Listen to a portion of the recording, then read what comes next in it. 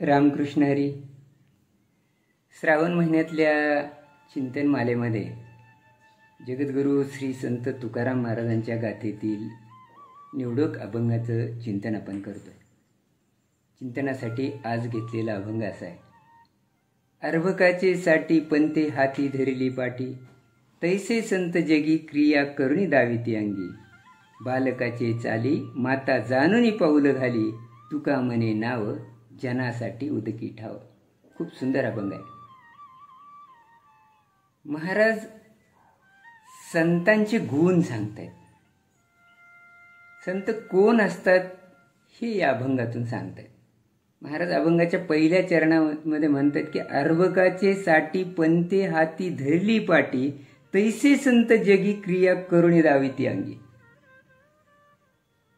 संत कोण आहेत तर संत ते आहेत ज्या पद्धतीनं एखादे गुरुजी आपल्या लहान मुलाला, शाळेतल्या लहान मुलांना लिहायला शिकवताना हातात पाटी आणि पेन्सिल घेऊन कसं लिहायचं असतं हे स्वतः करून दाखवतात. त्या पद्धतीनं संत सुद्धा समाजामध्ये सामान्य माणसाला चांगल्या पद्धतीनं कसं जगायचं असतं ते जगून दाखवतात. जगण्याचा मार्ग दाखवतात असं सांगतात. गुरु मार्ग दाखवत असतात. संत गुरुप्रमाणे आहेत असं महाराज येथे सुचवतात. पुढच्या चरणामध्ये महाराज म्हणतात बालकाचे चाली माता जाणोनी पाऊल घाली.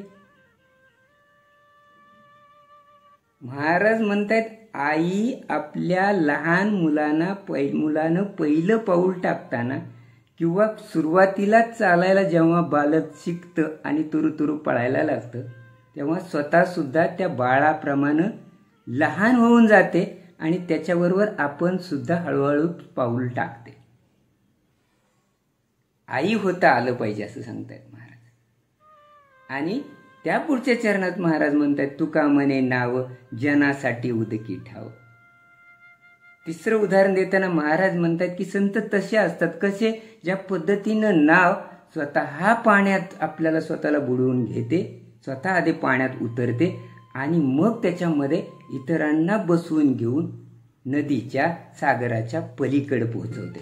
त्या पद्धतीनं संत असतात असं महाराज या अभंगातून सांगतायत. सध्या सगळ्याच्या मनात तो प्रश्न संत म्हणायचं कुणाला. महाराजांनी या अभंगामध्ये अगदी मार्मिकरित्या सांगितलंय. संत त्याला म्हणा ज्याला गुरु होऊन इतरांना योग्य ती वाट दाखवता आली पाहिजे. संत त्यांना म्हणा ज्याला आईच्या प्रेमानं इतरांना सांभाळून घेता आलं पाहिजे, त्यांना आईचं प्रेम देता आलं पाहिजे, त्यांना संत म्हणा.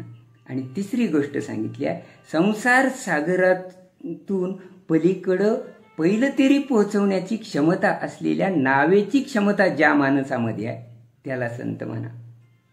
चला, संतांचे गुण महाराजांनी सांगितले. या गुणाप्रमाणे आपल्याला भेटणाऱ्या माणसांना आपण नतमस्तक होऊया आणि महाराजांच्या या अभंगामध्ये इथंच थांबूया.